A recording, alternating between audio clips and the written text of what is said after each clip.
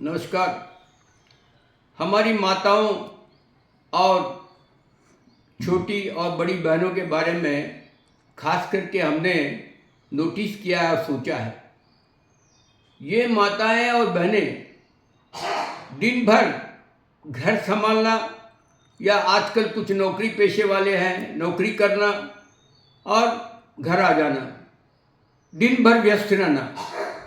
लेकिन सवाल यह है, कभी कभी हम देख के मेरे मन में आता है कि इनके पास एंटरटेनमेंट का साधन कहाँ है, इनके पास मनोरंजन का साधन कहाँ है। सिर्फ टीवी पर बैठने से तो मनोरंजन होता नहीं है। तो इस मनोरंजन के अभाव में इन लोगों को मैक्सिमम को हम देखते हैं, नारी जाति को, वे लोग चिड़चिड़ा हो जाते हैं, उनके चेहरे में खुशी खत्म हो जाती है। एक पुरुष जाति है, वो फुटबॉल गेम देखने जाता है, फुटबॉल खेलता है, क्रिकेट गेम देखने जाता है, क्रिकेट देखता है, बाहर जाता है, बाहर 10 आदमी लोगों के साथ गपशप करता है। लेकिन अभी भी हमारी माताएं बहनें वो घर के चार दीवारी के अंदर ही रहती हैं। तो उनके पास अम्यूजमेंट एंड एंटरटेनमेंट का साधन क्या है? सिर्फ टीवी छोड़ के। इसीलिए मेरा सलाह है कि हमारी माताएं और बहनें भी बाहर जाकर एंटरटेनमेंट का सोर्स होता है, जैसे फुटबॉल गेम देखना, क्रिकेट गेम देखना या अपने से कुछ खेलना। एक खराब नहीं है, कोई खराब बात नहीं है। ये सिर्फ पुरुषों के लिए सीमित नहीं है। ये हमारी नारियों, हमारी माताओं और बच्चों, बहनों और छोटी बहनों, बड़ी बहनों, सबके लिए लागू है। ये एंटरटेनमेंट का एक चैप्टर जो है उनके साथ जुड़ा रहना चाहिए। सिर्फ काम करना और घर संभालना, उसके बाद बूढ़े हो जाना, this will not suffice the purpose. आज इनके लाइफ में एंटरटेनमेंट का स्थान कहाँ है, ये आप सोचिए।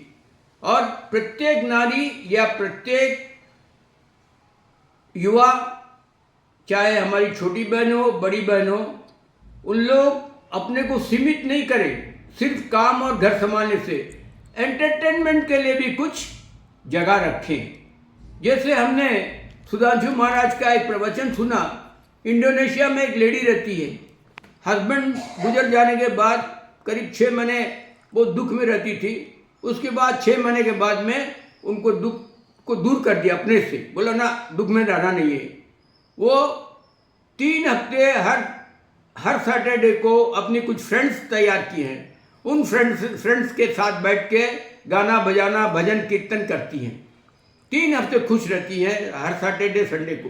फिर चौथे हफ्ते में बच्चों को बोलिए कि चौथे हफ्ते तुम लोग आना, हफ्ता में, महीना में एक ही बार तुम हमारे पास आना।